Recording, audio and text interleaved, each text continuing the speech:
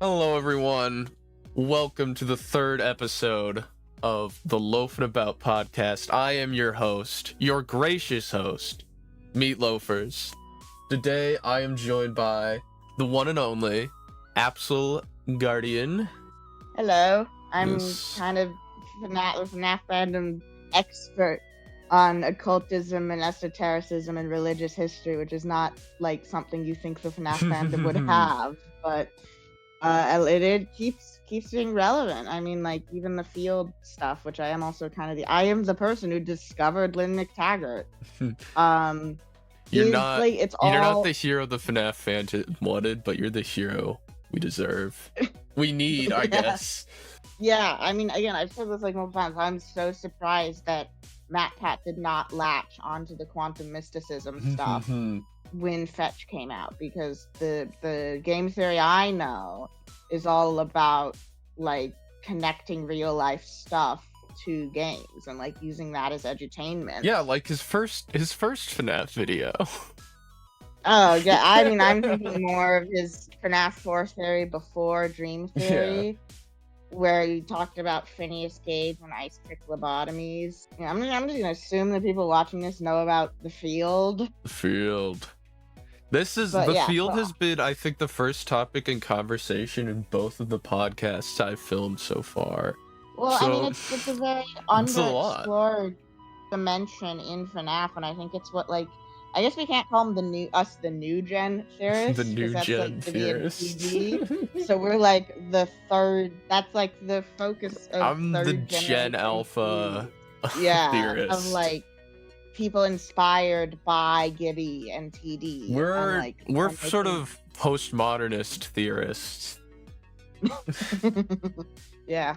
Probably like, I guess my like most famous FNaF video was one I made where I talked about connecting alchemy to ideas in FNaF, and like the main gist is the idea of like William's quest for eternal life, and also like trying to bring David back through the mimic. Like that's all a metaphor for the Philosopher's Stone. And the big like see their moment is the fact that the Philosopher's Stone is often personified as the marriage between King Sun and Queen Moon. And I was listening to a podcast one day and they mentioned that, and I was like, wait a minute. And then I like read a bunch of books about I read one book about that and then made a video on it.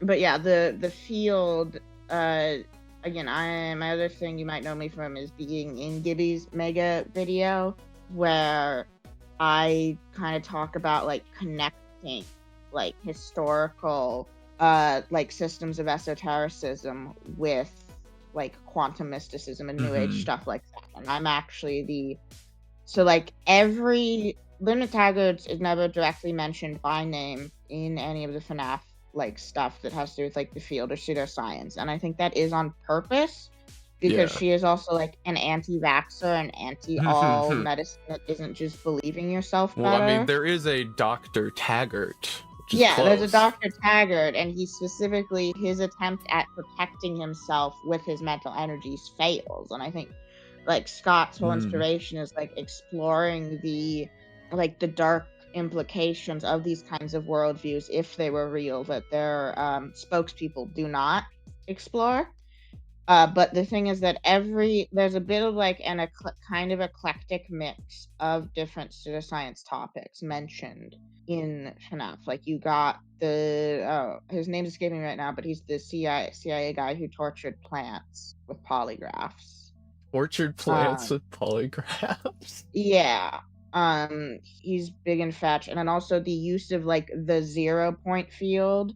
That is, as far as I can tell, a Lynn McTaggart special, of specifically calling the idea of like a quantum, like the ideas in the field aren't unique, but specifically saying connecting it with like the real atomic physics thing of the 0 point field is her. And then also like every like weird reference like Masaru Moto and homeopathy and the broad like staring experiments, they're all in one of Lynn McTaggart's 2 books on the field.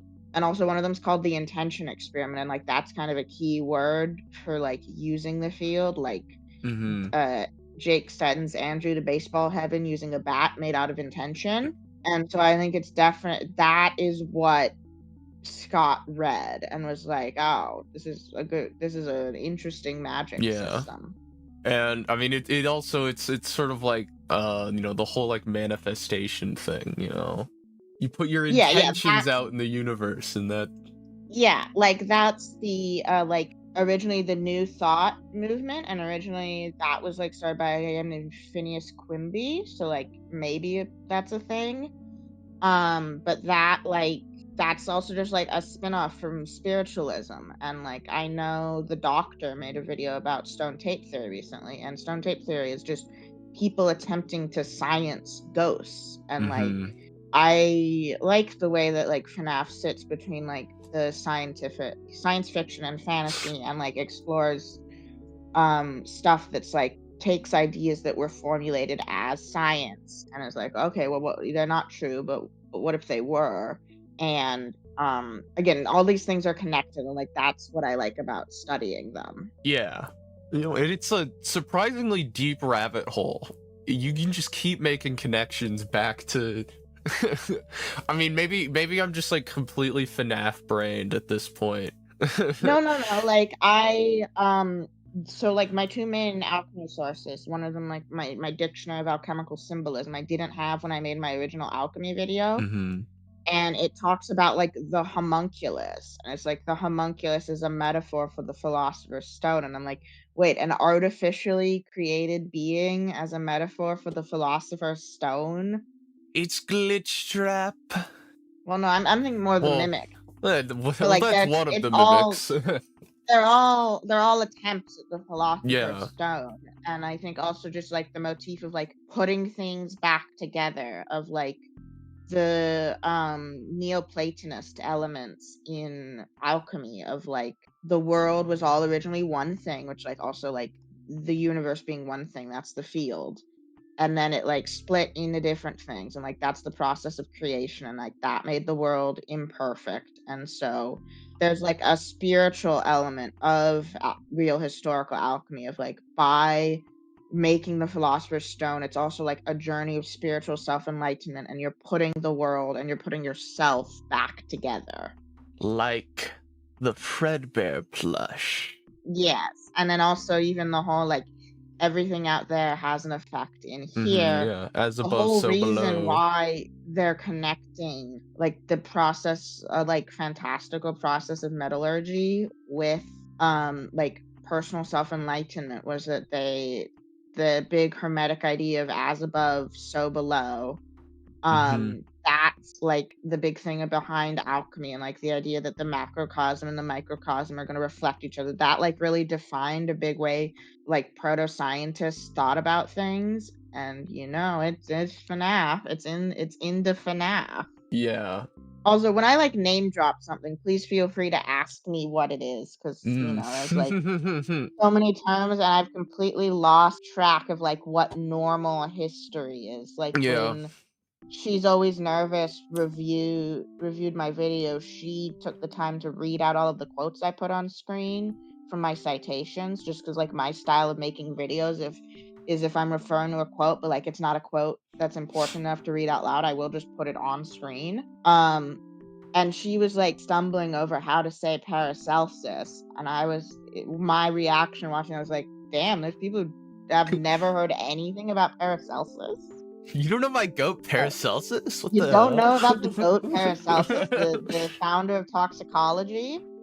I can't say I have. I'll be honest. Yeah, like I don't know what's normal for people to know. Like, do you know what Hermeticism is at all? I've like a basic understanding. I don't think most people do.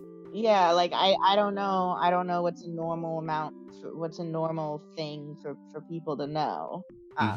So like if you want me to turn this into just like an educational thing of like some of the topics I didn't go all that deeply to in my alchemy video, and then also like my alchemy video is a lot more structured, where I talk a little bit about like the different things alchemy has been throughout the centuries, and like which stuff is is relevant because like the like people coming up with this mythology is like for some of them it is like a religious mystical thing, and then for others Yeah. it's just like a coded way to describe things, and for others it is just like metaphor. Like we still use metaphor when teaching chemistry in the modern day.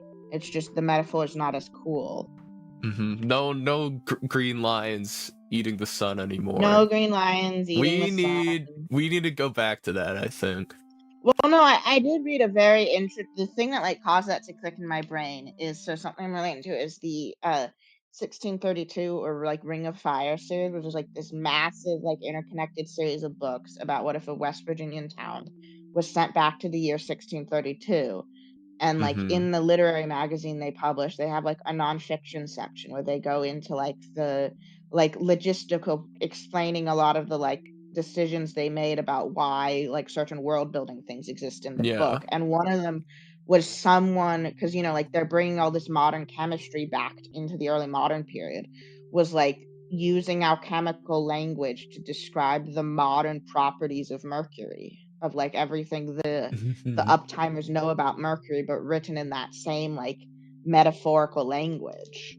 Mercury, which I did do a little bit of homework for this. I watched some esoterica videos. Yes, my goat, Dr. Justin Sledge.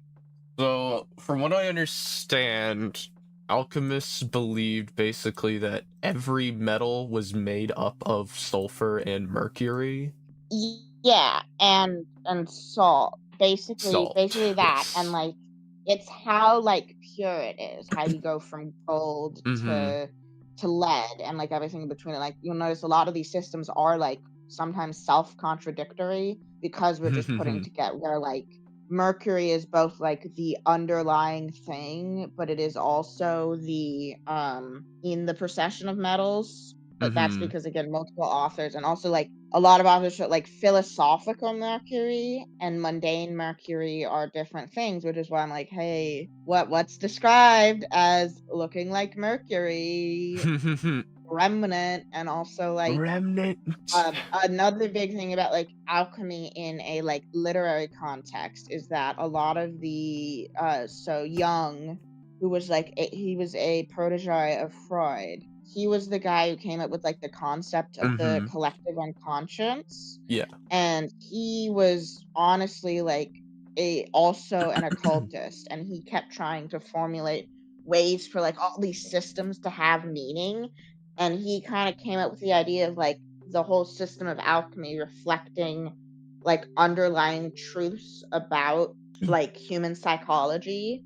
And so that's where we get the idea of mercury representing the collective unconsciousness, which again The that collective unconscious. Yeah, remnant.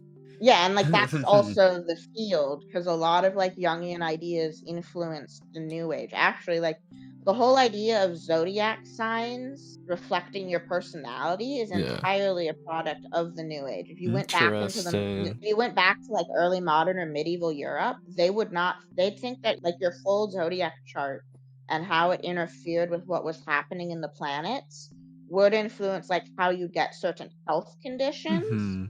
And like it could influence your humors, which would influence your personality, but like not as directly as the way it's like they wouldn't be like, oh, you're a Gemini, so you're gonna act like this, this, and this. They'll be You're a like, Gemini, you get more yellow bile.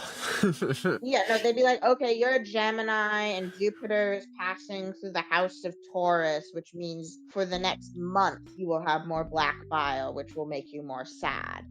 The idea of it being a psychological thing is very much a like neo-Jungian thing.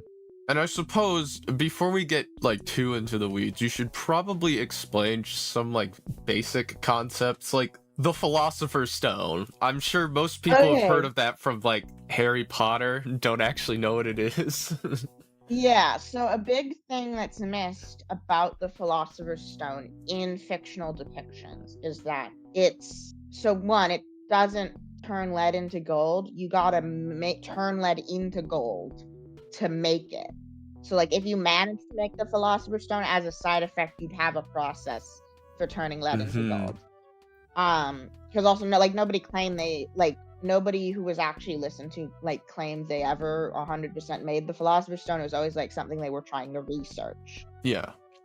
So there is like no full like here's what they thought would make the Philosopher's Stone, because again, oftentimes you just do get back to like underlying metallurgy, and that like a lot of the like especially ancient stuff, it was about like introducing impurities in the metal to change their color.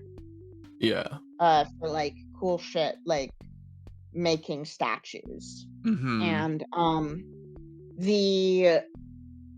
so yeah, you make the Philosopher's Stone, and that's the process of like causing these metals to become closer to the one of like the state they were in originally. And as you do that, it also requires like emotional, like spiritual self-development on your side as well. And so if someone were to successfully make the Philosopher's Stone, it would be a form of a like ascension or apotheosis for themselves. It's not as like clear as like escaping nirvana, mainly because like they don't think anyone's ever done it, so they can't really describe what happens if you do. But they'd be like, it would be pretty cool, and like It'd be pretty cool. There's also just a general idea of like you have to be a good person to be able to access like the deeper mysteries of the universe, because it's not what we're doing is this is like what they tell the church. It's like what we're doing isn't unnatural. It's just like God left us a puzzle for enrichment purposes. If we solve it, which is also like why they believed in like the doctrine of correspondence of like if things are similar, it's because it's a hint God put there for us, even if like this doesn't make any sense.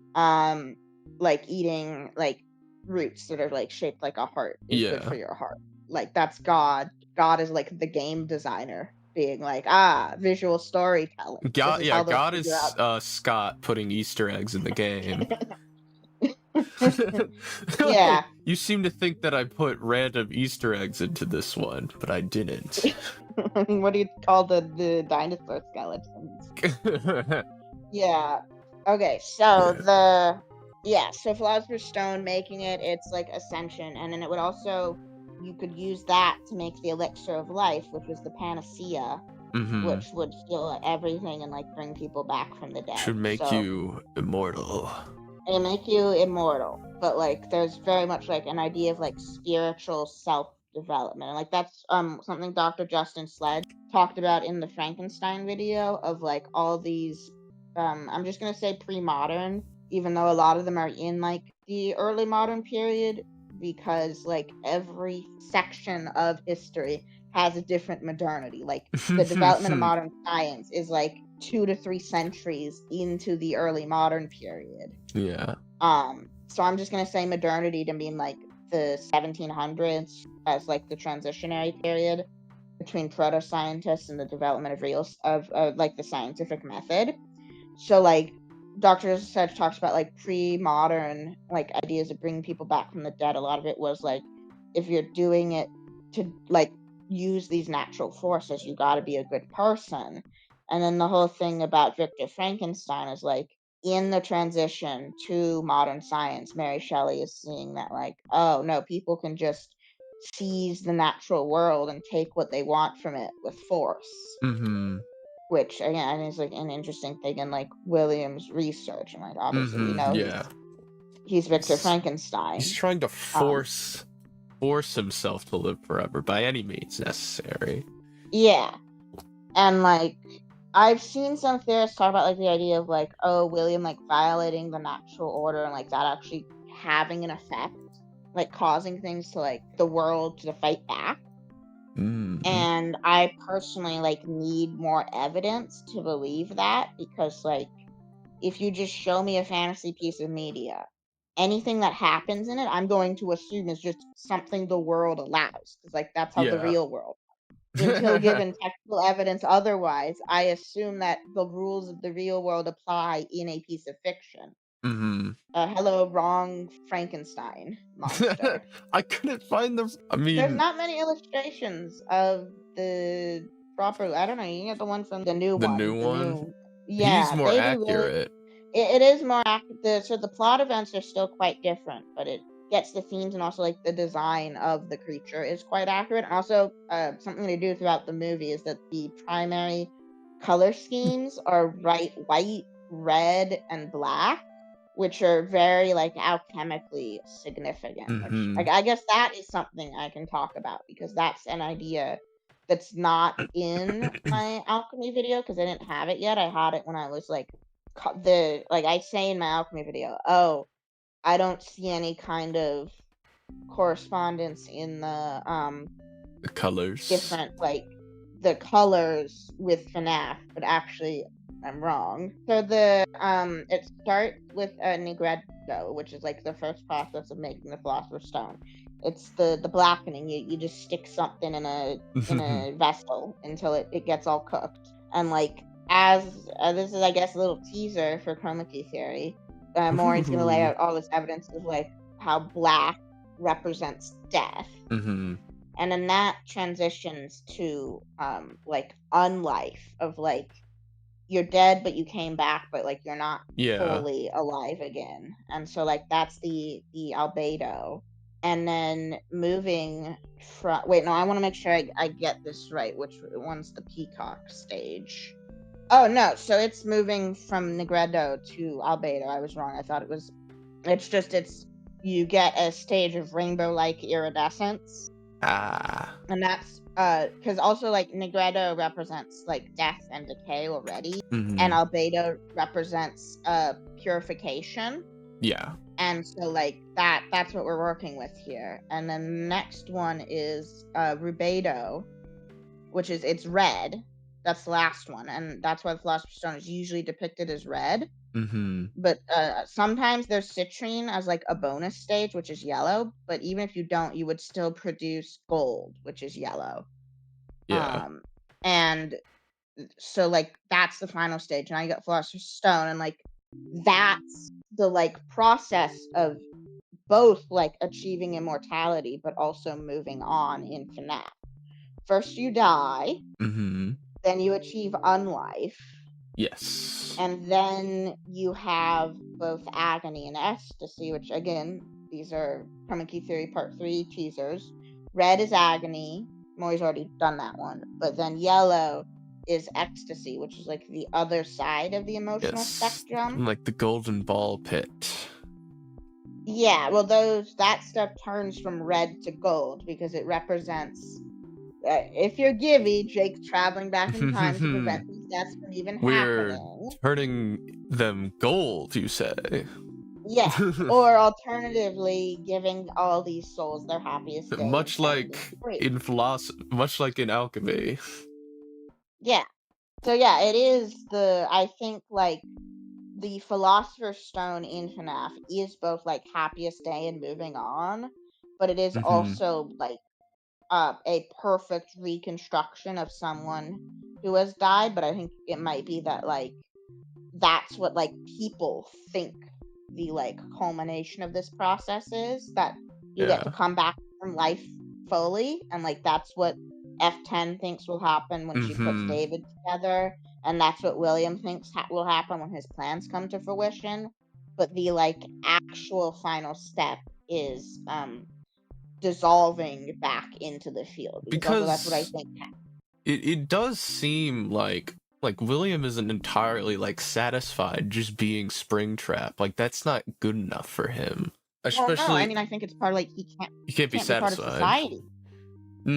Well, I mean, I guess I say that because like, you know, like in the novels, right? He gets spring locked, and then he just leaves the Springtrap suit. Like loss of identity. That when he's in Springtrap, like the idea of being Springtrap like imputes his ability to think. And then when he takes it off, he's like, oh, I'm finally mad scientist William Afton again. Ha ha ha. And I guess we never get to see like the full extent of like what he is planning, what his immortal body or whatever he's trying to create. We never actually see what that entails. Like in the fourth closet, his goal is to make himself a cyborg body that he's like still in control of, which is why he's slowly replacing his parts with robot parts. Well, yeah, I can't complete control, because like he realized if he did everything at once, like by spring locking himself, he would lose his sense of self to the character. And then he also wants to have be able to command animatronics with his mind through the kids. Well, it almost seems like he wants to become something similar to like the Charlie bots, even. Well, yeah, I mean, Charlie bots are his main like motivation. Like that's the thing that he becomes like so fixated on.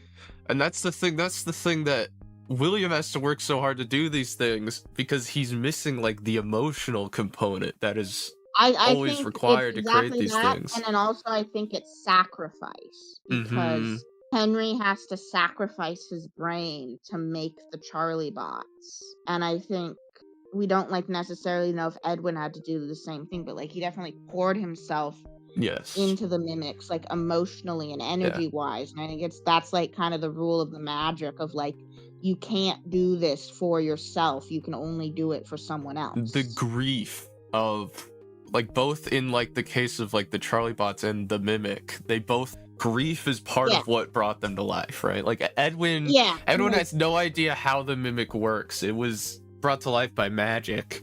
Yeah, and like the field, and even in Tales, it's like his anxiety about not being able to like care for his son, and like that brings it to life. And I also like, people will say that like Tulpa Jake is like the product of love, but I think there is very much a big deal of like pre-grieving Jake by making that. And also, first line of the real Jake has not remembered the last time he felt comfy. Jake was radiating agony the entire time. And I think the reason why like the Jake and the Stitch Wraith is like so well put together is, we like from Elizabeth's description of the fourth clause, of that like each Charlie bot's mode is like defined by Henry's primary mood, is that even though Margie was like pre-grieving Jake and like also grieving the childhood he had already lost, there was like enough hope there that the Stitch Wraith Jake is like happy and shit. Yeah, I think what it is, right, is they put all of these like fake happy memories into Simon, so once Jake, you know, possesses the Simon doll, he becomes happy again. Well, no, I don't think Jake possesses the Simon doll. I think it's a tulpa. A tulpa?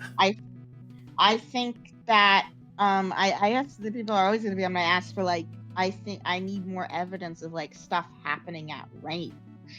That's not like projection at range we have proven. Like you only need to be in the general area to project yourself. But like like they gotta put the people inside the suit. I mean, maybe possession isn't the right. I mean, Charlie. What about her? Puppa was just like next to her. Yeah, well, that's still touching. Like that's closer than like the 10 feet across Jake's room, which I think like it has like a lot of Jake's agony, which is like another thing that makes Stitch Wraith Jake different from Charlie Bot and F10, which is that like the thought patterns that it's based on come from the actual person instead of another person. But I think it's not Jake's like remnant or soul. I mean, I think it's the impression of his soul. Yeah. But again, like this is like, I think the answer to a lot of these questions, like, is X really presenting themselves as? I think a lot of it comes down not even just to us disagreeing on what the actual mechanics we think are happening, but also it like comes down to a philosophical question. Yes. Well, I think a lot of the possessions, quote unquote, we see in the series aren't even like, none of the spirits in FNaF are ghosts in the traditional sense, really. Like this singular entity that's like haunting a specific location or something like that. Yeah, I agree. And like people will use that to say like, oh, there's no ghosts in FNaF, when like that like not having like a singularness of soul is like just like what the rules are. Like the whole idea of the stone tape theory was providing an alternate explanation for why ghosts allegedly existed that didn't have like big theological implications and violate the Protestant doctrine of everyone either goes to heaven or hell immediately. Actually, I'm gonna grab my copy of the Silver Eyes real quick, because there are a few things. Oh yes. your stone tape theory quotes. My quotes. I got them marked. Let's see. Well, I'm just gonna say, like, I've gotten into like reading other horror novels, and like the idea of like the supernatural entity that like you call a ghost, and they're like, oh, ghosts are more like the echoes of the memories of a person. Like that just keeps coming up. It's a trope. So they're talking about like whether or not they believe in ghosts, and Charlie says, I do. And then she says, I mean, not ghosts, but memories. I think they linger, whether there's someone there or not. And then... Yeah, and also, like, people who try to say that, like, Scots, like, religious beliefs means, like, they have to be ghosts and not this, like, weird, like, spiritualist thing is, like I mentioned earlier, Protestants aren't supposed to believe in ghosts, but, like, there are some branches that do. And also, like, who knows how theologically literate Scott is? He might not know that it's against doctrine.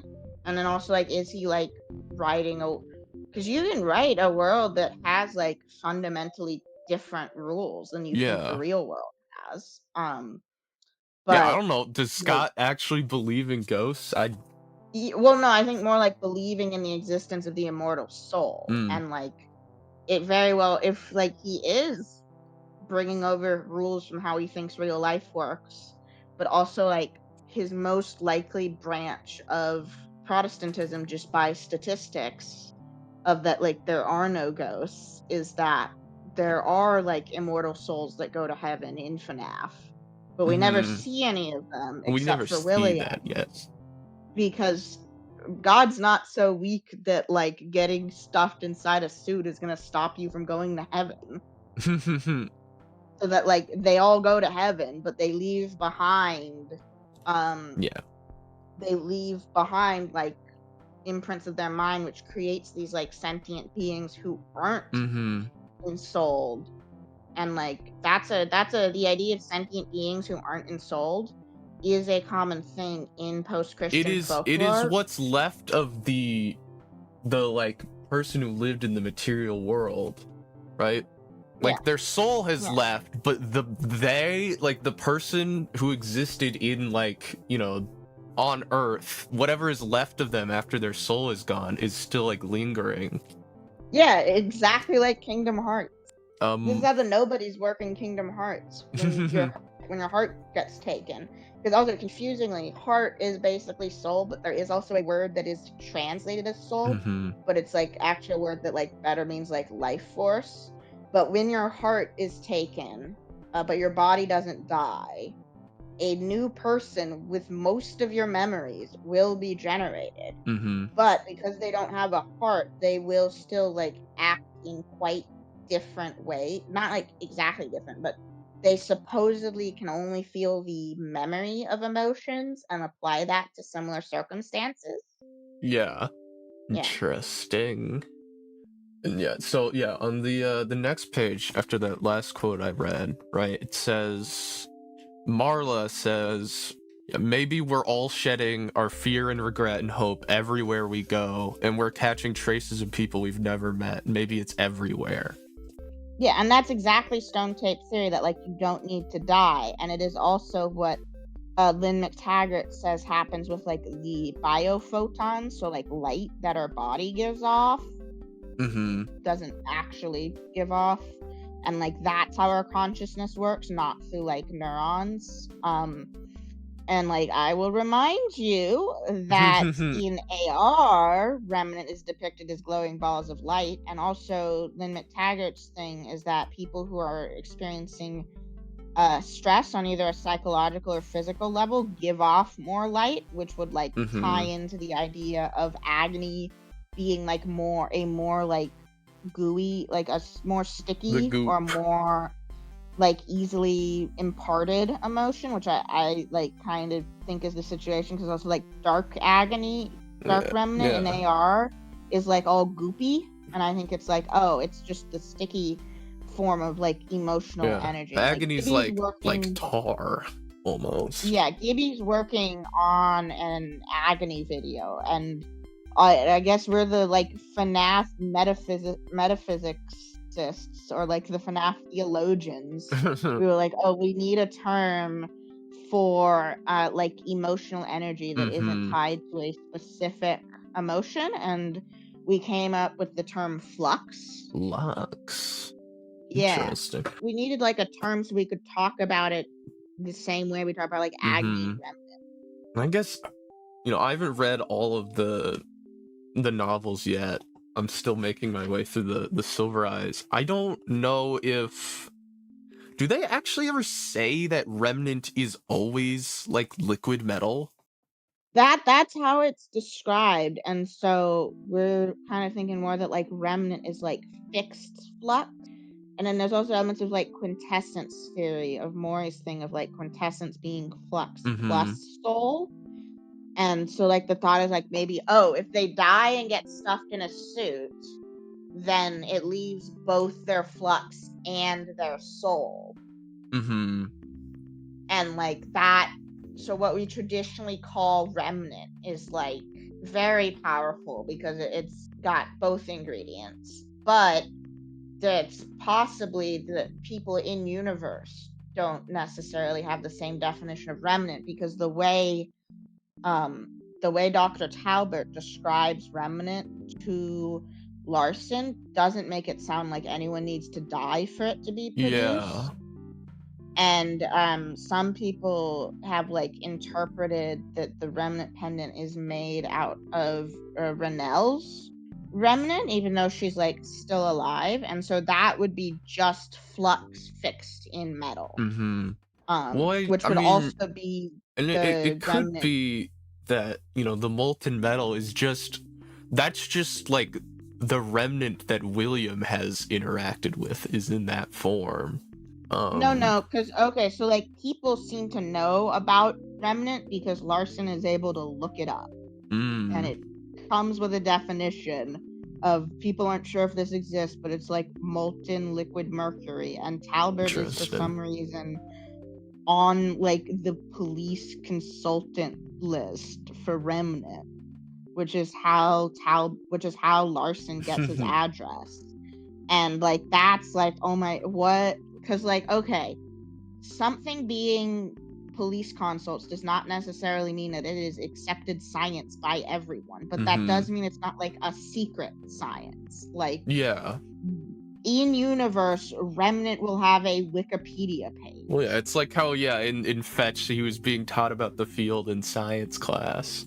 Yeah, and that's the other thing. Like, does this mean that it's a known belief, or was that guy just a crank? Do people just like know ghosts are around? I mean, so that's like what I wrote in my fanfic. Like, when Mike is explaining what remnant is, Nate's like, oh yeah, I've heard of it. And then I have him reference like other pseudoscientific concepts from our world, like the idea of ghosts being higher dimensional beings, or orgone energy, just because orgone energy is really funny. No, I think this is probably the most like telling line in here, right? So she says, maybe it's everywhere, blah blah blah. Then Lamar asks, how is that different from believing ghosts? And she says, it's not supernatural, and it's not like the souls of dead people. It's just people leaving their mark on the world. Like, it explicitly says it's not the souls of dead Yeah, people. but the interesting thing is that narratively, It's Michael narratively, Brooks. this is like speculation. Yeah, that's the thing. One, they don't have like special knowledge in universe. Like, Mm-hmm. I'm thinking of Drawing Blood, like a book I read recently, where only after the climax are the characters like speculating, oh, ghosts are kind of like computer programs. They just repeat everything over and over again. And then like they use that information to like win. And like that's like, oh, even though they didn't do research, even though they only found out ghosts existed yesterday, like that's clearly the narrative signaling this is the correct idea Yeah. of like rules of this universe. But like what does Marla know in universe? And also like Michael Brooks is treated as an actual person. Yeah. Like, and like the very interesting thing is that Elizabeth, and like this is something I overlooked when I did my original like, oh, Agony and Remnant are the same thing idea. which now I'm not so sure about, of like the taxonomy of all that, Yeah. is that Elizabeth specifically says, I, fourth Charlie Bot, after eating Elizabeth Afton, have a soul. I consider myself to be Elizabeth, but I have some of Henry's memories because the adult brain that I'm using to have these thoughts was a construct generated by Henry being really angry, and that also makes me really angry. I have a soul. You, Charlotte Emily, who has never put a dead person inside of her, does not have a soul. You are only a construct of Henry's consciousness. And so I'm thinking that might actually be how FNaF works, which is that if there is no dead body, you just get the flux. And if you combine that with AI, you can make people who do not have souls. But if you have a dead body stuffed in there, you get like soul stuff, and you can actually... Well, so what we see in the fourth closet is that by taking the remnant from, and now we call the character Molten Freddy, but it's actually the like combined endoskeleton of the classics, and it exists at the same time as the Fun Times. But in Trilogy Molten Freddy, they're taking the remnant out of it and putting it in the Fun Times. And what happens is when Carlton gets injected with that remnant and goes into like a mind space, is he sees like all of the kids are like multiplied multiple times, and they have limited cognitive capabilities. And then he puts them back together by making the pictures. He's able to put them back together, and they stop existing as multiple beings. And it's not soul splitting in the sense, well, actually it is kind of in that, like, if you mix together remnant that contains souls and then you portion it out and you like divide it across, that like it limits their cognitive capabilities, and like the AI becomes more prominent. And we've talked about this, right? It's not soul splitting, it's soul like spreading. It's like thinned out. Soul spreading. Or again, this does kind of happen in Kingdom Hearts where they take Sora's memory and they split them between Roxas and Xion, and whichever one of them has, but it's not like a binary process. It's not like they split them in half. They're like connected, and like the memories are flowing back and forth between them, and whichever one has more of them is like more powerful at the time, while the other one is like passing out. And like Sora can't wake up until all of his memories are back in place. And so like they have to consume Xion and Roxas. So I think it might be that when you stuff the body, when you guts theory, when you guts the theory, yes. When you guts the theory, you get both Flux and Soul, and you can fix that into Remnant. And then that is like uber powerful Remnant. And if you mix the uber Remnant. Hello, that's a Heartless. Yeah, there he is. The little guy. Yeah, the little guy, yeah. Little remnant creature. Yeah, kinda. Because confusingly, Heartlesses are hearts without bodies, and nobodies are bodies without hearts. So you have like this uber powerful remnant, which then if you like mix together remnant from multiple people, and then also you divide that remnant out, like any sort of individual identity is gone, and then the AI is able to like take over, because it also ties into the idea of like every possessed being is in a constant battle between like their character identity and their human identity. Yes. And because the Fun Times like have their remnant all mixed together and portioned out like that, and it has like such strong AI, they're able to be very intelligent, because like when you don't have enough processing power, you can substitute this psychic stuff. I mean, I think that's also a part of why they're so unstable. Yeah, I mean that too, but like they have like personalities, and even when they're like having basic human yearning for freedom, they still act in accordance to those personalities. But then Elizabeth is different because it's just been Elizabeth. and like the soul is not spread over the fun times and the classics. And like the classics, on one hand, do not have strong AI, but they don't have particularly strong possession either. Mm-hmm. But like even Golden Freddy has not had its parts taken to put into the fun times, presumably. And so that would be one reason why it might be more powerful. Mm-hmm. Yeah, he's Yendo. But Yendo is a projection. Yendo is a projection. Yendo's a projection. He's just like looking at like what his other pals are up to. So yeah, like there's soul everywhere. Like a body has been put in contact with machinery, that would be souls. Mm-hmm. And everywhere where that hasn't happened, The pseudo-remnant. The Remnant in MCM. Yeah, the MCM remnant is just Flux. And then the remnant inside the remnant pendant, if Gibby is correct that it's Renell's remnant, that is stronger than the MCM remnant because it was like from a like single direct exposure from one person. And presumably that like remnant was gathered while she was experiencing the like very strong emotions of being a sick child. Like that's stronger, but it's not as strong as William's remnant, which involves people dying. Mm-hmm. Yeah. And I guess that would also explain the color change if remnant Plex involves them like killing people. Yeah. There are all those missing kids.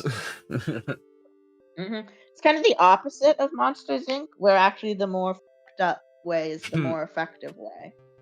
I mean, I suppose... So the idea is that the remnant in MCM is powered by joy, isn't it?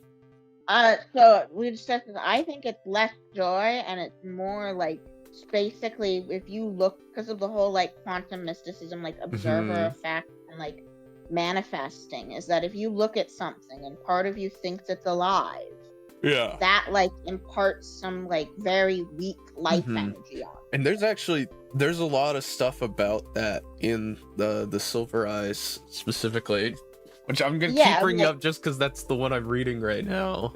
Yeah, like it's made a point that like part of what brought the Charlie bots alive is also just Henry like creating a positive feedback loop, also possibly putting illusion discs inside his walls. When I was rereading the part of Fourth Closet, when Charlie is like reliving Henry's memories. Oh no, it's his suicide note to Aunt Jen. He's like, yeah, I'm pretty sure I took all the stuff out of the walls that were making me crazy, but I'm not sure. Yeah, I think that again, it's the whole manifesting of like, you know, if you go to a boardwalk and you see an animatronic, there's gonna be a little part of you that's like, oh, that's a living being, and so that. Because I think that makes more sense than like emotions, because just like people are not going to have like much direct emotional connection. And I mean, thinking about it, I can't think of like just a fully inanimate object that's not even like anthropomorphic in any way. Like we have no example of an object like that being possessed in any way. Yeah, I mean that's the whole like remnant bullets thing that keeps coming up. Well, we have the things with Agony in them. Yes. Says that Agony. Agony.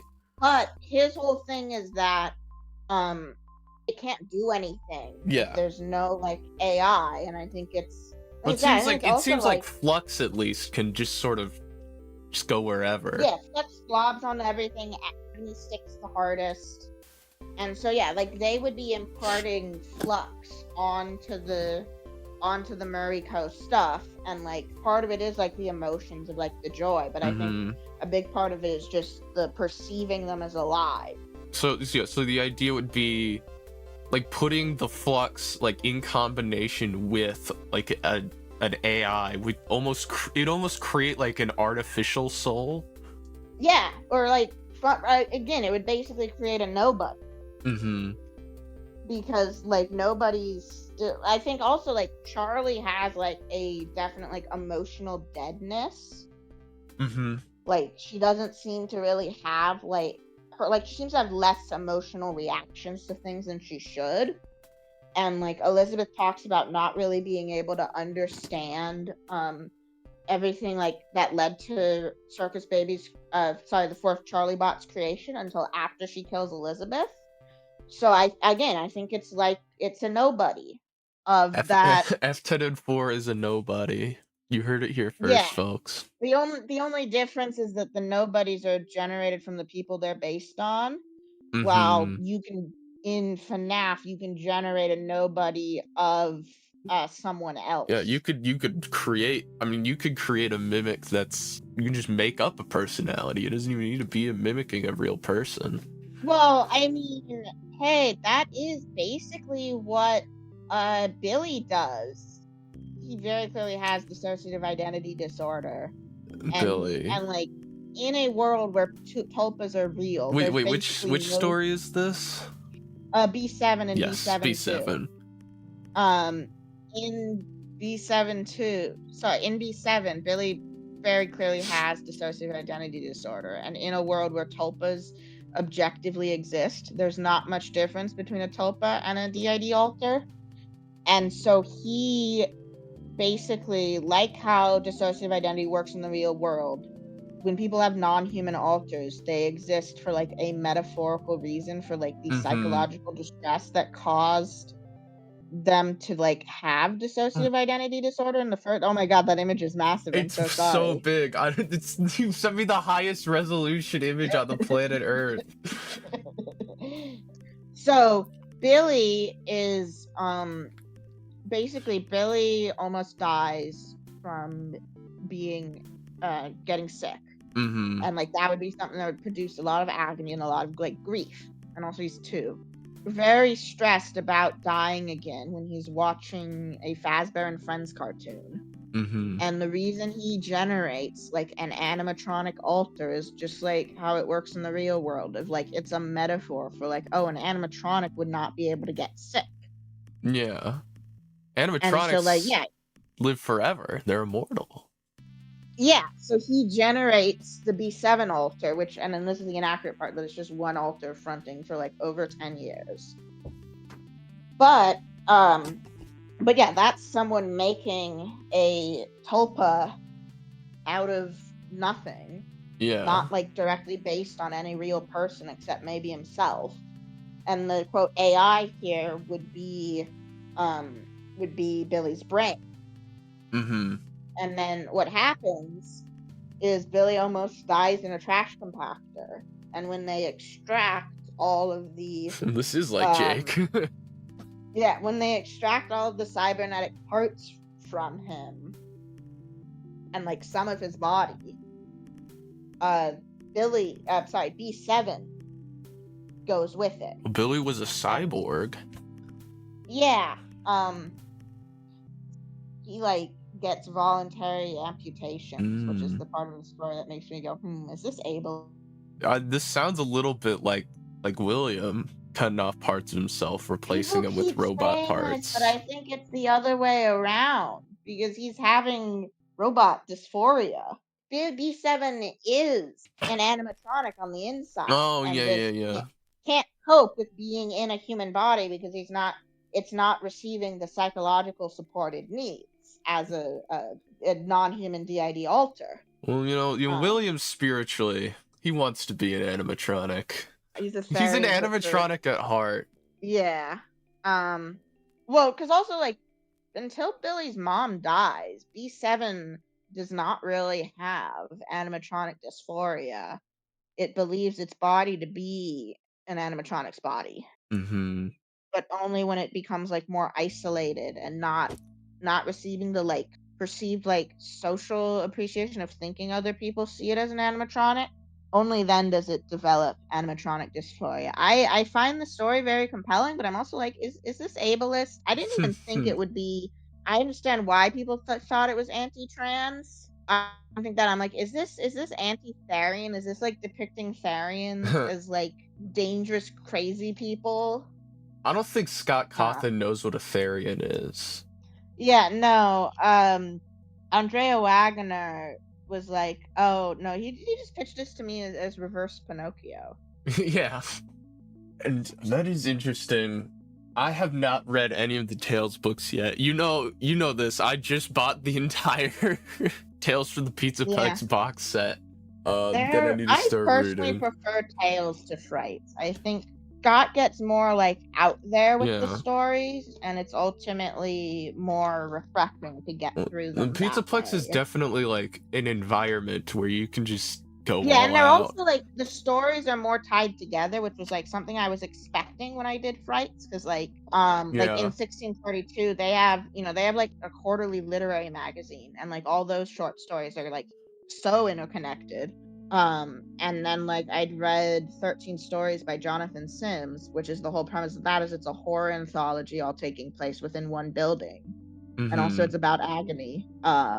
So yeah, when I started Frights, I was expecting like the diner that the Room for One More guy goes to also be the diner Dahlia worked at, and like connections like that. Oh, and then also like the Magnus Archives, where like a lot of the like Mm-hmm. supporting characters in the Magnus Archives are characters who appear in multiple like anthology stories. And you get way more of that with Tales, where a lot of stories take place in the same circular pizzaplex, and you can put things together and like understand more about those stories than the characters do in a way that is a lot more intentional than oops, it was Eleanor the whole time. Well, I mean, it definitely seems like Scott's greatest strength is coming up with very interesting ideas. Putting all those ideas together into one cohesive story, it Yeah. remains to be But seen, but like, he has good ideas, very interesting yeah, like ideas. Nexie, at the beginning of Nexie, the protagonist is like, oh yeah, and I walked by someone in a bubble that was filled with smoke, and you're like, oh, that's Tiger Rock from the outside. Hmm. And like a lot of the stuff that goes wrong in the circular pizzaplex is chalked up to the storyteller going wrong after Mr. Burroughs dies in it. Like it's a lot more intentionality, and then even just like the stuff that's weirder, I think Yeah. it's Scott going a lot more like Twilight Zone, and I think he does really good at it. Like I'm sure a lot of people don't like Under Construction. That's the one where everyone gets cancer in the VR world, but I like it. I found it, one, it's very easy to figure out that's what's happening, so you're not like, so then you can just sit back and like appreciate the emotions instead of wondering about the logistics of everyone getting cancer and babies not being born anymore. And then also, and then like, but on like the level of the character's perspective, you're like, oh, this is like a very like compelling sci-fi horror anthology, Yeah. like the Twilight Zone. I mean, yeah, I think, yeah, um Scott was really, science fiction is where he really shines, I think. yes, and like even animatronic Apocalypse, I think, should have been like if it was its own like middle grade series. I think even keeping the FNaF, like if Scott really want to get weird, of like making it very clear that this is a world where FNaF is a work of fiction. Yeah. Because also that's so something that like really only Homestuck does that I really like is having characters be fans of real pieces of media. Mm-hmm. It makes them feel a lot more real. Of like FNaF, the FNaF club at school gets turned into a cult, and something completely unrelated to FNaF, because FNaF is a piece of media within this universe, happens. But like the animatronic apocalypse does not have enough of a like resolution to justify its zaniness. Yeah. I mean, it is an interesting idea. Yeah. I just But it's all, execution is everything at the end of the day. Yeah, and I think also these like novellas are a very awkward length to be, because most of like the literary horror I've been reading has been like short stories where they'll Mm-hmm. just throw the most insane shit at the wall and they don't explain it, and that's part of the point. Or like full-length novels I that have, have a whole yeah. mystery explanation, and then either everyone dies or they win or something. Like, I have noticed in some of these, like, fright stories, they do kind of drag a little, where it feels like it's kind of just the same thing happening over and Yeah, over and I again think until the like conclusion. the stories that don't explain themselves, the short stories, most fright stories are like too long to pull that off. But Mm-hmm. then like you really see with animatronic apocalypse that one needs more room because it Yeah. couldn't do a proper Yeah, resolution. when are we getting the 'Cause full-length animatronic apocalypse novel, Scott? What the heck? Yeah. Yeah, I think it's just a very like hard, but also like horror is a very hard genre to write. Technically, it's why I've Yeah. never tried it. My FNaF fanfics I consider to be, I didn't say fanfics plural, singular. I was not going for writing horror. I was going for writing tragedy because I know how to do that one. And it is difficult to strike the balance, because there is like, I I haven't read like a ton of horror like literature in my life other than like Goosebumps and Fazbear Frights, but Well, I mean, actually, you having read Goosebumps gives you a good frame of reference because yes. that's what it was Yes. going for. Where, like, I've only read the Star Wars Goosebumps. But the thing about Goosebumps, right, is a lot of the stories will end, right? There'll be like a resolution. You know, everything is solved, the day is saved. But then there's something at the end that makes you think, oh no, things aren't actually all good. You know, the horror continues after the Oh yeah, like story. that's called a snap ending. And I Mm-hmm. think something that, and like this is like the strength of horror anthologies, of that, like, you can give the reader enough information that it's very easy for them to figure out what's going on, and it's not like there's going to come to a bunch of different answers. Mm-hmm. But and then the main character still has no idea what's going on. Yeah. I Like that's what guess like most Magnus Archive statements are, of like, now that we've gotten the reveal of like what the horror is, the characters still don't know, but you can be like, ah, yes, I see, it was this thing, and I understand the rules, and like, oh, the reason why when they thought they were about to get out, things suddenly took a turn for the worse is because like it's all powered off of fear. yeah.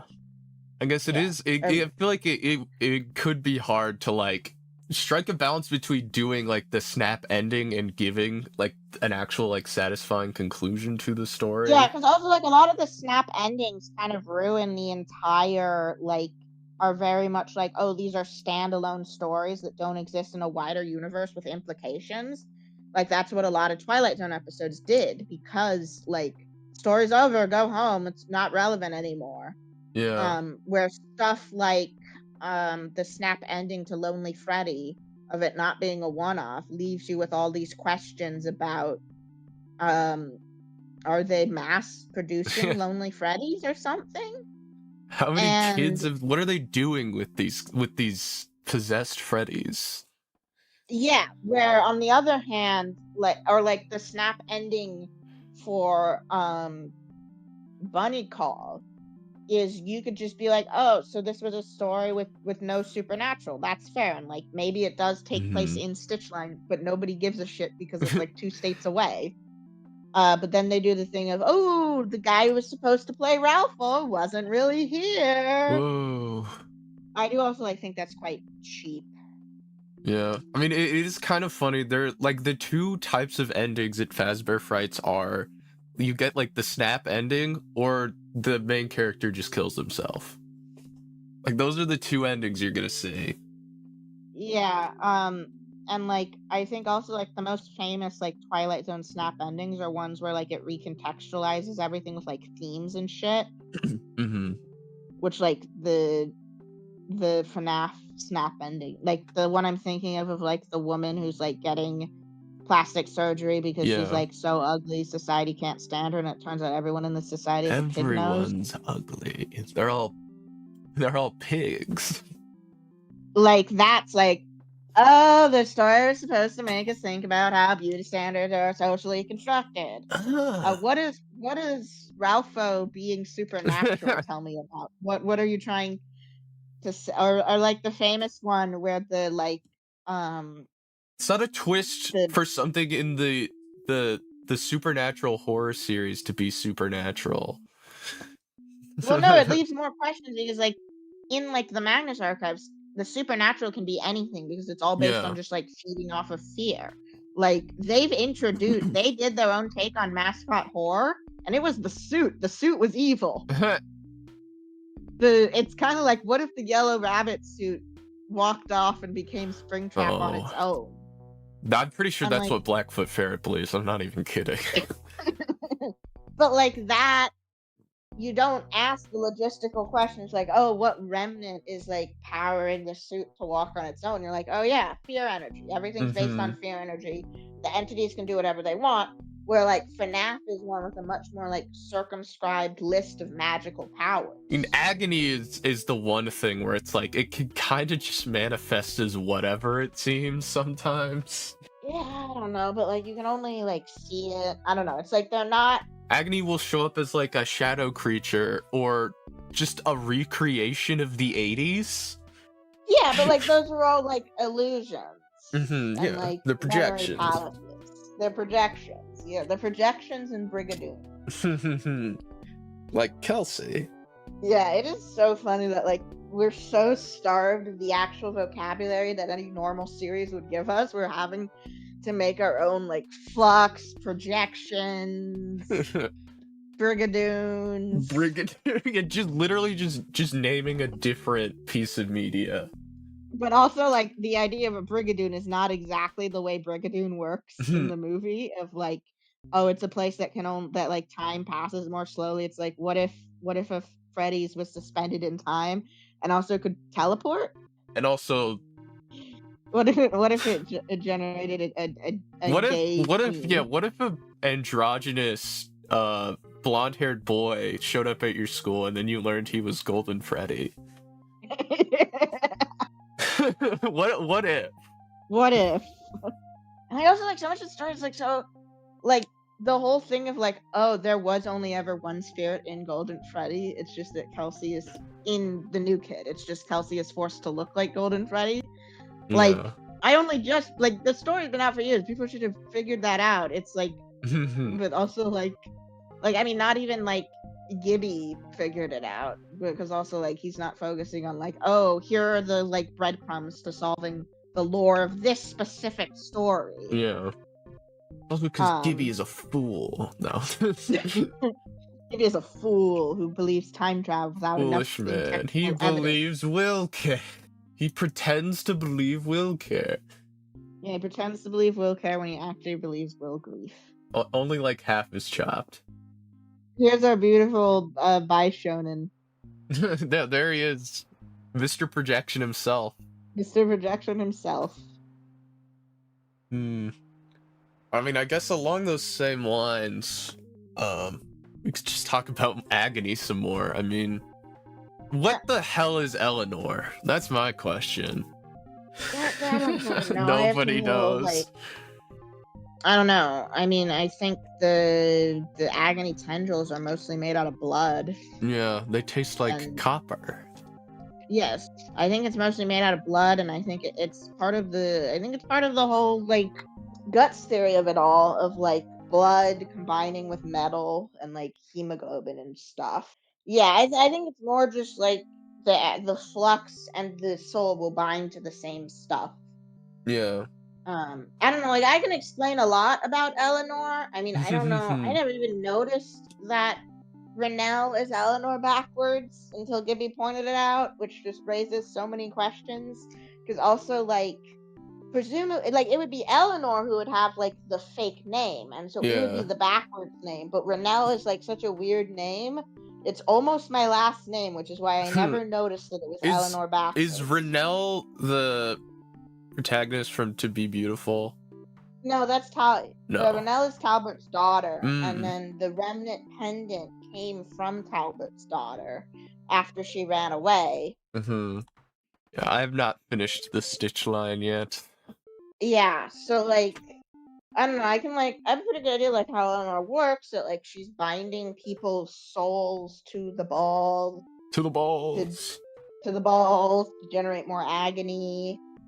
I can't tell you where she comes from or why she looks like Circus Baby. Nobody knows. And like it could be anything. She could be some sort of like ancient deity or like generated by like in another Jonathan Sims book, the antagonist is basically an agony being generated by World War I. Like that could be Eleanor, and like for some reason Baby is modeled after that, or I don't know. It's not really sure. Like there are definitely some fight stories where like you've had to scrape the bottom of the barrel for ideas, especially towards the end, when like he'd already like written Eleanor back into being the main protagonist. And so he should have just written an Eleanor backstory story. Like that's essential reading. Yeah, Scott, if we could just get like just a full novel of like Taggart sort of just like explaining this stuff, that'd be pretty sick. That would be sick. Literally like a scientific like his like journal or something. And also just like wait, isn't that what the Talbot files were? I guess. Also just like scientists talking about like how because like they, unlike us, they can perform empirical experiments. Like in one of the like Locked Tomb short stories, like one of the characters like is the soul indivisible? Is the soul permeable? Is the soul unchanged? Like asking a bunch of questions about how souls work in this universe. And after you read that story, you're like, oh, I know exactly how souls work in this universe. Thank you. Yeah, I mean, it's like he, it's a universe where it seems to be like scientists know about this stuff.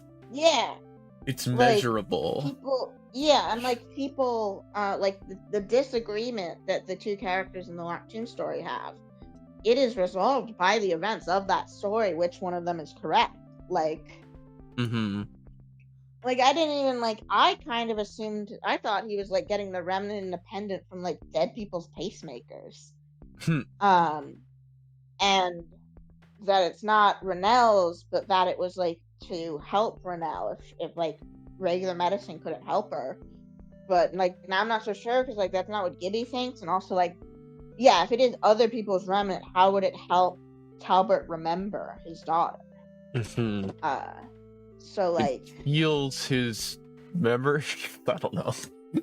Yeah, and then also like even if it's just Flux, I don't think anyone can make a good Eleanor theory. We simply just do not have enough information. The only way we might get more information is that like she has a game's counterpart, which I think is rather unlikely. Give us the Stitch Line game. I mean, it's kind of the whole thing with like all the blank spaces inside the mimic cycle entails. Like we're never gonna find out like what's the thing that happened that Edwin was having the PTSD about, because like they don't, the books like are alternate universes, but they're like second fiddle. They're not gonna get their own like resolution. Yeah. And like the Stitch Line does not tell a complete story, and we have to like piece it together with guesses from what we think happened based on the game's continuity. Like way more than just like filling in some context. If only we knew what like Larson like gets some sort of big revelation, and we just don't know what that is. That's funny. Just I had a revelation. I won't tell you what it was. I won't tell you, the reader, inside my head what it is. But I did have a revelation. Yes. And a part of me is like, was Scott just like leaving some threads open in case he got like more Fazbear Frights books ordered or something? No, I don't think so. Maybe, I don't know. I think there's a part of Scott that just does not. We keep having these same conversations. Damn, what if the FNaF story was what if the story was actually there? Just like Scott not starting out with FNaF not to tell a story, and then kind of ending up with a fandom that is way more rabid for lore than his actual disposition is. Yeah. Like he does not have the temperament of a horror writer. He had to like take a break to make FNaF World for his mental health, which like fair, but like I've never seen Jonathan Sims have to do that. Scott just like showing us cool stuff, and then we're like, what does this mean? But I mean, we wouldn't be having so many goddamn conversations about it if it wasn't so vague. Yeah. So like coming up with the metaphysics stuff with Gibby and Maury is kind of like the closest I think you can get to being like an occultist without going completely off your rocker. Like you have a limited amount of like information, which is like what like the like pre-modern like people when they could not like scientifically prove things were working with, and then you just gotta come up with something. It's fun.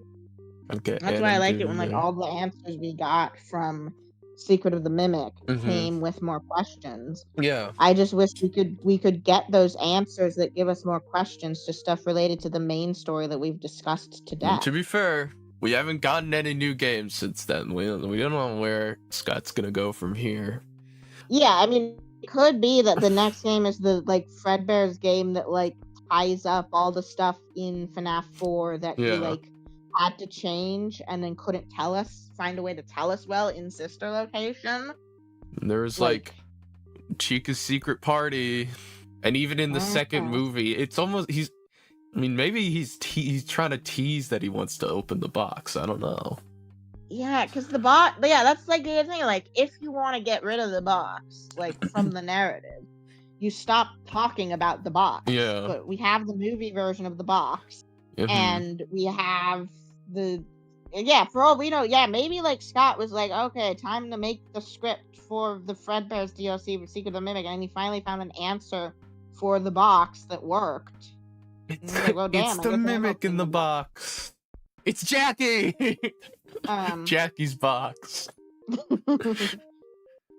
Yeah, I mean, such a it is. Collage. We got like Goosebumps, we got Organization 13, we got The Field.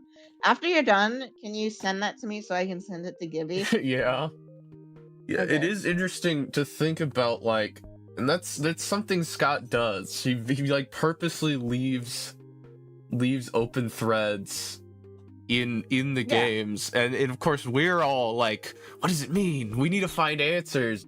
Yeah, and also part of it is like the idea that we have to like solve the game when it's already out, and I think part of it is you like do have to like put the pieces together to understand the story of like MCM tapes in order and like understand. But then like also like if you look at a more normal fandom like Deltarune, they're all like, here's all of my Knights theories, and they're not like you can figure out who the knight is objectively just by looking at the chapters that are already out. It's like because they know like Toby's might actually tell us who the knight is at some point. Yeah, and they're like, no, I'm making predictions. These are testable hypotheses that will be proven true or false.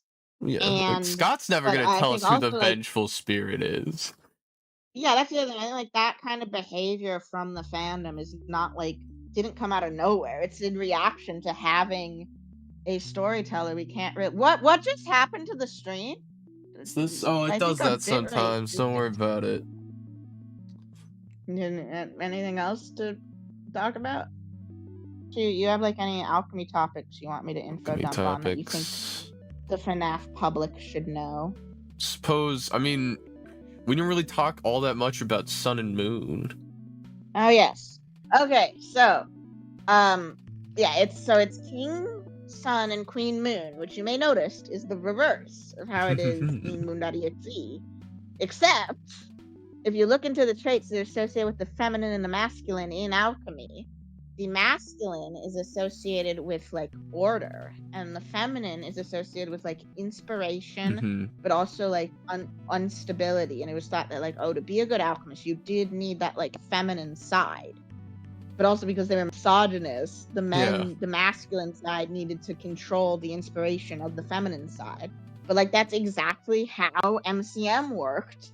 That Edwin was just like coming up with ideas, and Fiona was the one who had to like keep him on track. And so that's why they're the sun and the moon respectively. And then also like the thing about like human Fiona being the light of Edwin's life. And the ultimate expression of this idea will be in Chroma Key theory with Pregwin. Whoa, Pregwin! Yay! Yeah, so like that, I just started off with like, Edwin is the alchemical feminine, Fiona F10 is the alchemical masculine. And I was talking about it with Maury more, and we were like, wait a minute, Frankenstein, and also like Mother of Monsters stuff. And now Edwin is pregnant, and Edwin is Ballora. Edwin is pregnant, Edwin is Ballora. Yeah, Edwin is Ballora. Toy Chica is William Afton. Toy Chica is William Afton. Zendaya is Michi. Zendaya is Michi. So like Andrew's the vengeful spirit. And also the kind of the idea also of like other ways, like so like Sun and Moon, they get married and they copulate. But they also like fuse together. Because also a big part of making the Philosopher's Stone was that you had to combine opposite elements. Because it's all about like putting the world back together from before it was divided. So that's why you're combining the masculine and the feminine, which is then you get the Rebus, which is a being that is the both... Rebus, the Tulpa David. The hermaphroditic Rebus, because non-binary people are extremely powerful and magical. And the Mimic is non-binary because the Mimic is half. Wait, the Mimic is half male on his mom's side and half female on his dad's side. So yeah, it's all about like combining opposites, which like they talk about that in like moon.exe of like that's how you make Eclipse / like realized David mimic. But then also another thing is that other times it would be represented as like the idea of like what you're actually doing is you're just combining two things and they turn into a new compound. Of also the so then it would sometimes be called the alchemical orphan because the mother and the father are destroyed in the process. And then sometimes it would also be called, the idea would be that the king of the metals is supplanted by the philosophical child, which, you know, makes me think of the mimic, like the last we see of M2, it's in Edwin mode. Of like, and it takes over the factory and it pulls his Zeus and kills his dad. He puts bombs in his belongings, yeah. He puts bombs in his belongings. So, like, there's like multiple different metaphors for the Philosopher's Stone fits in with the Mimic. And I think you can kind of think of the Mimic program or framework as from William's perspective, the Mimic framework is the Philosopher's Stone itself. It is the alchemist's fantasy. Yes. William is going to use that to achieve immortality. The alchemist's fantasy. The alchemist's fantasy. That's why he creates Glitch Trap. Yes. Which is a whole can of worms. Yeah, I don't want to... Yeah. I don't even want to look at that outline I've created for that Glitch Trap video. Yeah. It's a you're it's still a working beast. on the HandUnit video. Yes. My HandUnit video. You become the HandUnit expert. My forsaken HandUnit video. I mean, it is kind of all my fault. We were talking about HandUnit. I was like, oh yeah, HandUnit's F10. That was not what my video was going to be, but now it is. Yeah, that's how you understand the HandUnit. The HandUnit is my wife. Because I hadn't thought, right, so initially my idea was what the video is like, the conclusion of the video is going to be, right, is that HandUnit was sort of like a device with sort of a mimic-esque program in it, like the Cleanovac or like the coffee machine or whatever. It's sort of a similar thing to like some of the products that Edwin was creating, but like by After Robotics this time. That was sort of my idea initially. Yeah, and like as I said, I think it's like a cloud computing thing where there are like multiple HandUnit tablets. But what they do is it connects you with the entity that is controlling the network. Yeah, it connects you with the like entity that controls the entire facility. Yeah. Well, yeah, so now my idea, right, is you know, HandUnit is just like the user facing component of this like network that spans this whole facility that's, you know, being controlled by F10 and 4.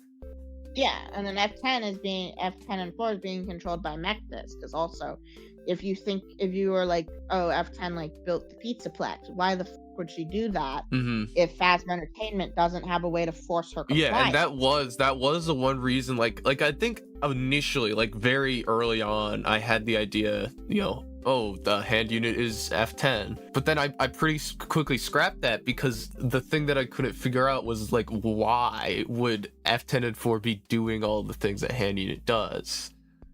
And then you brought up the idea of like, oh, you know, MXES is controlling F10 and 4 and like forcing her to work for Fazbear Entertainment. And I went, dang it, that's true. Yeah, like I think that's implied by, like, you know, all the F10 is controlling the Pizzaplex stuff. Like, if she was like a rogue AI, she wouldn't do that. That's why I think she wrote. I think Vile Band is exactly what she'd call the Glam Rocks. Yeah.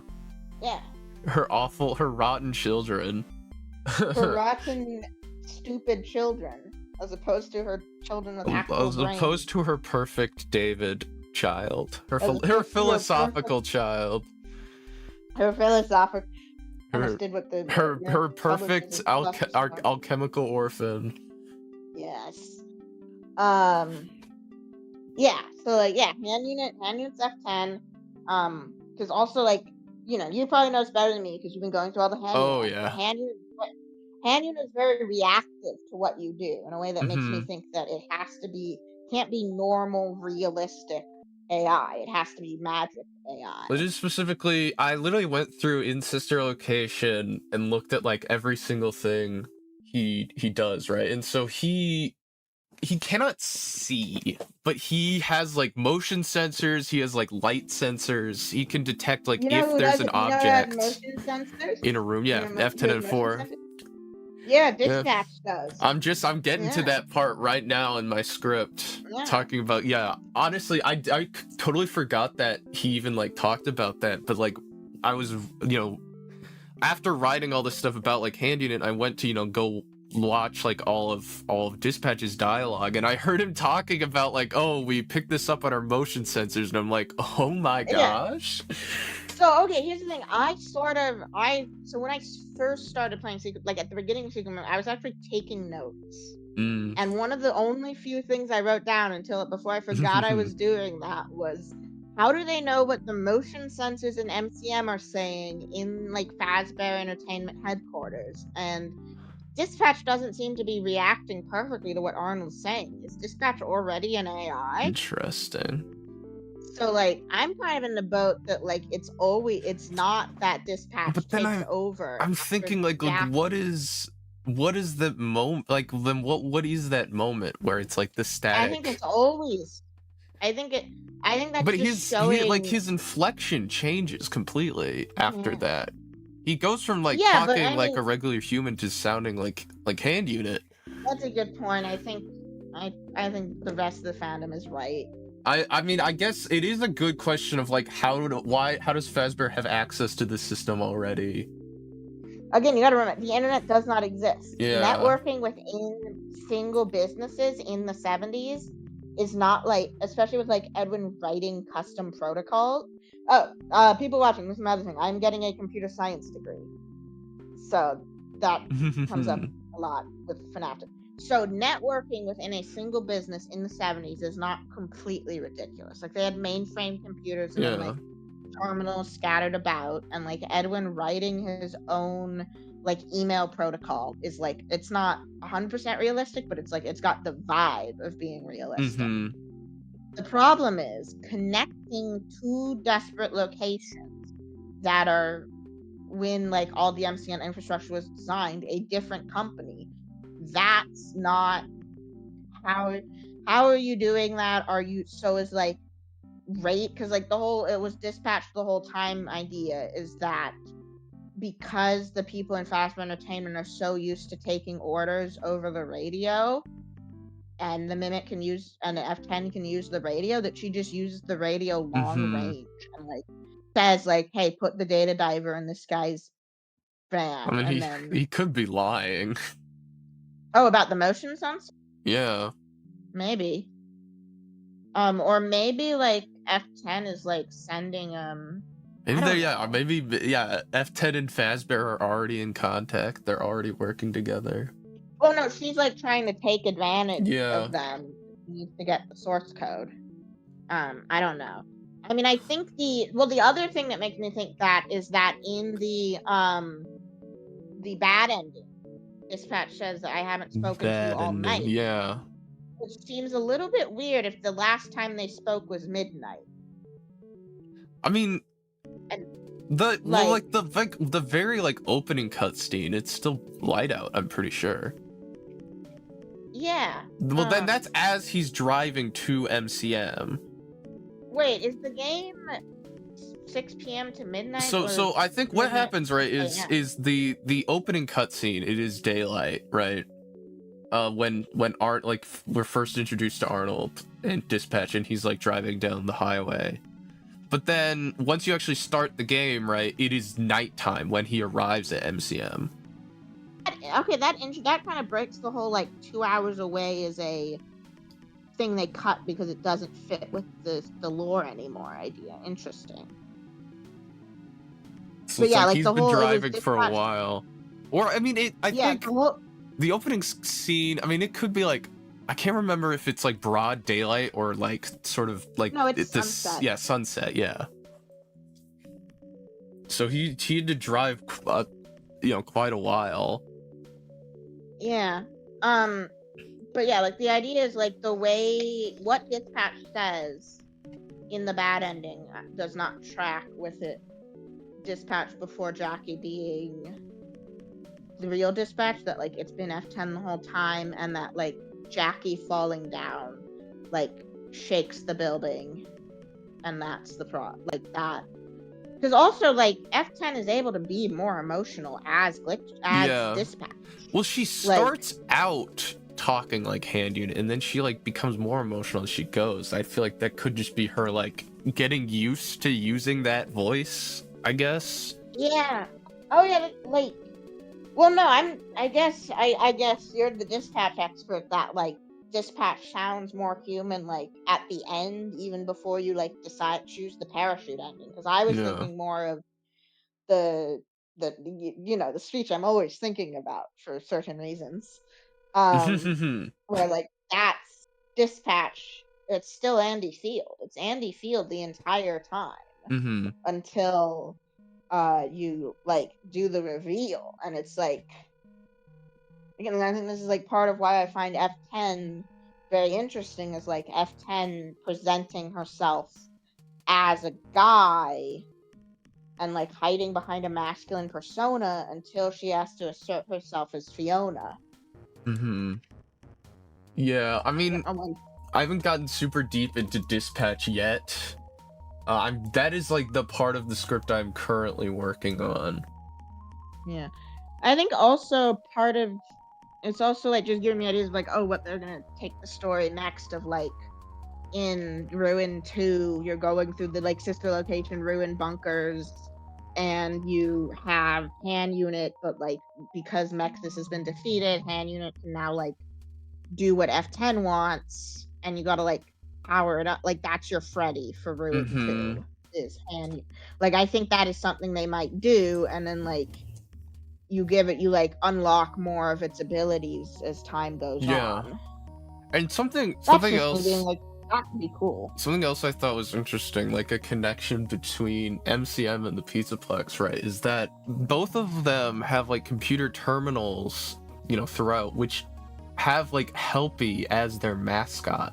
Oh yeah. Well, again, that's just more on the pile of the F10 design, the Pizzaplex. Exactly. Like that's the thing a lot of people believe. Why else would there be Fiona Wires of Doom? Why else would Michael's room be there? I think it is interesting. Like Michael's room has, it has the exotic butters. Where did those come from? I think it is implied that like at least part of the construction might have just been entirely automated, where it was just F10 and 4 sending orders directly to like staff bots to just build stuff. Yeah, like that's the AI. No, it's AI generated like architecture designs. So I mean, like they just build anything without questioning why. Yeah, they'll put a basket of butters in this room. They don't care. Yeah, or and that's the same with the random like help wanted rooms, because like choose observing help wanted. Like the HandUnit aspect of the help wanted game is like something Fazant added to the demo that she was in there. Playing. Because like HandUnit is and like HandUnit will react when you come back from the tape room. But like my perspective as someone who knows computer science is that if it was as easy to detect when you go to the tape room as it is in the real world, they would have been able to just delete the tape room. But the tape room is presented to us as like some sort of space in between the memory blocks. And so you can't just write a simple if statement to detect if someone goes there. You need a fully conscious AI watching everything Vanessa does. And so that's like how all the that's how all that stuff ends up in like F10. Well, I still need to think about like how does F10 and 4 like get into help wanted? Like how is she connected to it? You just build like it's like Vanessa is streaming help wanted to a computer that F10 can look at from the inside. I mean, it seems like F10 and 4 HandUnit is just like a part of the game. She's just in there. Well, so in the Curse of But Dreadbear, she's I'm like trying connected to it at least, right? Yeah, in Curse of Dreadbear, that's when you're like actually getting gameplay instructions from HandUnit. Mm-hmm. And the whole idea is that Curse of Dreadbear is like some sort of antivirus that is flushing Glitchtrap out of the released copies of Help Wanted. You got some gameplay instructions in the regular Help Wanted. I think they're all stuff that HandUnit said in Sister Location. It's Help Wanted 2. No, there's the Foxy level in regular Help Wanted. Well, I know in Help Wanted 2, there's all the levels where you do like maintenance on the classic animatronics. HandUnit is like walks you through it. Oh yeah, but that would just be a record of HandUnit doing that, having done that in the past. And that is, that's something you do in Sister Location in Security Breach. The idea is that like most of what HandUnit says is not something that would be in the release build, because you got to remember, we're not playing the release build of Freddy Fazbear Virtual Experience. A lot of it is talking to the beta tester. Mm-hmm.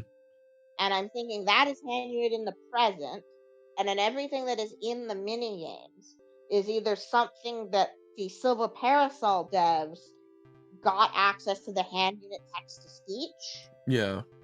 Or just pre-recorded dialogue. Yeah, pre-recorded dialogue. Or they were just like, hey, can we make this authentic Fazbear Entertainment instructions? Can you have your AI system that's been controlling your infrastructure for decades read this out? Which is like the same thing Henry does. Because you don't need... When it's a video game, you don't need complex AI to detect what people are doing. Yeah. You just need HandUnit to read out those lines. I mean, it seems like they used the Mimic program to program... They vibe coded that entire game, basically. Yeah, well, the idea, I think, is that, like, Glitchtrap coded a lot of the stuff at the end, especially the entered event repair, like, the really crazy levels. Like, the pizza party level with all the random the things where it's like, how in the world would Fazbear know about this stuff? Yeah. And, that would be Glitchtrap adding to it. Or Glitchtrap, also, like, wait until you hear what happened to my son. He had entered inside of him, dog. Well, it would be like that time Ennard tried to escape and it didn't work. Because, like, that's the idea that... Because the Fun Times refer to that as an event that happened in the past in Sister Location. And the idea is that an event repairs a representation of that. Wait, do they? Do they say that they've, like, attempted to escape before? Yeah, they said, like, we've tried to escape before, but they've always caught us because we don't... because we look like Ennard. Because we're I'm gonna go...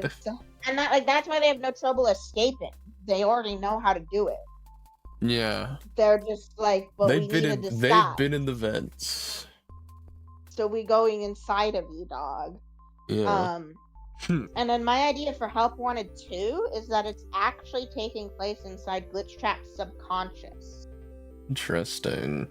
Because I think my theory is that Glitchtrap is just like how M2 seems to start off with F10's memories and then becomes David. That Glitchtrap started off like that, and then William put his quintessence into Glitchtrap.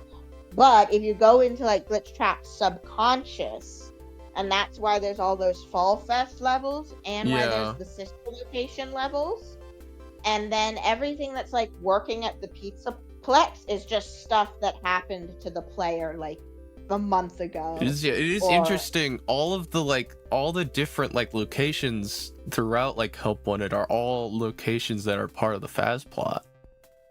Yeah, and so I think like the setup of you like in the FNaF 6 building with that computer is, I think that some of those levels you play are just Cassie's dad's memories of him like doing Fazbear just actually just doing maintenance. Testing, and also the like ruined levels are stuff he had to do to get down there. Like at least the putting like the face on Roxy and stuff had to have happened. Like we know that's why I'm thinking like we have evidence that these levels happen. So I think the ruin levels, like he had to pacify Chica by making pizza for her because he had to do that in the And past. now she's all moldy. And then he had to pacify DJ Music Man by playing his funny DJ game. Like it's showing that like he knows the quirks of these animatronics because he's worked with them for a while. Yeah. And like the Bonnie Bowl thing, and then like so he like does this whole adventure, and that's like he's leaving those, because I think like Vanessa, Gregory, and Cassie's dad go through and they like set up all the security nodes after the earthquake frees the mimic, and they're also like, we're gonna defeat Glitch Trap for good. Yeah. It involves, they end up they trick the dad into turning into Maskbot, because I think both endings happen. Like the Fall Fest levels are in Glitch Trap's subconscious, and so is all the Help Wanted levels, because Glitch Trap is based on like a copy of F10 that was made after rentals started. And so like Glitch Trap does not have the memory of being HandUnit during the sister location game, because I think William's already in the wall at that point, but obviously depending on where you place sister location in your timeline, that could change. But all those tasks are repetitive, like technicians have been doing them for years. So you're able to make those levels, and then actually that would be an event. That would be where the an event repair data comes from. That would be HandUnit was there. HandUnit was there, and also like William's perspective of cleaning up after the aftermath. But it's so weird because none of them really saw it directly. They just know that that's something that happened, and they know what Ennard looks like. And then obviously we all know why there's the Helpy level. Yes. So yeah, I think that like Glitch Trap is a copy of F10 after HandUnit was made. Actually, that would explain all of the like Help Wanted levels, all of the sister location levels in Help Wanted 1, because like that's just shit people have had to do. HandUnit was just there. HandUnit was there. People have been doing that over and over again. Mike's only special because he got inside of his dog. It is interesting, the Mangle vet repair. Like, what's that about? Yeah, I don't know. But it is a like FNaF 2 fast plotism. Yeah. Also, Mangle is Funtime Foxy. Well, no, my thought is that Mangle is Funtime Foxy, the original Funtime Foxy with a hook, and then after they gave that to be Toy Foxy, they made a new Funtime Foxy. Which also explains why there are two Funtime Foxy designs. The one in World doesn't line up perfectly with the one in Sister Location. The one in World just is repaired Mangle. Yeah. Repaired Toy. So Toy Foxy is a Funtime Foxy, but they just built another one. Because you got to remember, they can just build more of these. They can do that. They can, in fact, do that. Something that's interesting about HandUnit and Help Wanted 2 specifically is that he sort of like plays the part of all three of the different like unit characters we've seen. Yeah, there's subtitles, different ones. Like for some reason, Dread Unit is the one giving you instructions in the Endo training minigame, which would be one of Cassie's dad's actual memories. Well, yeah, because that's you're in the Pizzaplex. Yeah, Pizzaplex before it was destroyed. Like that's you marking up data to be used in training. Well, yeah, there's Dread Unit right in the actual like Pizzaplex. Then there's HandUnit in the sister location levels, obviously, and then tutorial units in the intro. Yeah, because of the sixisms. It's all the Faz plot. All the Faz plot, and then also like, And actually, I didn't know that they like had different names like in the actual like subtitles. Yeah. All right, we've been at this for 2 hours. Oh, yes. Okay, so thank you for listening. I hope these ramblings made sense. You can find me on my channel at AbsolX Guardian, where I do not post, but you can see the videos I've already made. And I will be showing up in other FNaF Theorist videos. Gonna be showing up? Well, I mean, you're gonna be showing up in one of my videos, but that's a long time coming from now. But also I'm the co-founder of Pregwin. Yes, the co-founder of Pregwin. One of your many accolades. Gonna put that on my resume. So yeah, everyone, I've been Loafers. Like, subscribe, all that. You know what to do. Press the buttons. Press the silly buttons. And while you're at it, go over to Absol's channel. I recommend, just for more context, if you're still confused what the hell we've been talking about this whole time, watching their video on alchemy. Oh, and also go to Gibby's 36-hour video on frights and watch the whole thing. Go to the field, the section on the field. Yeah, and learn about there. The field. And then also I'm there, and I will tell you facts about history and when everyone kind of went crazy in the 19th century and invented all these new religions. I didn't even talk about that in this because it just didn't come up. Goodbye, everyone. Goodbye and good night.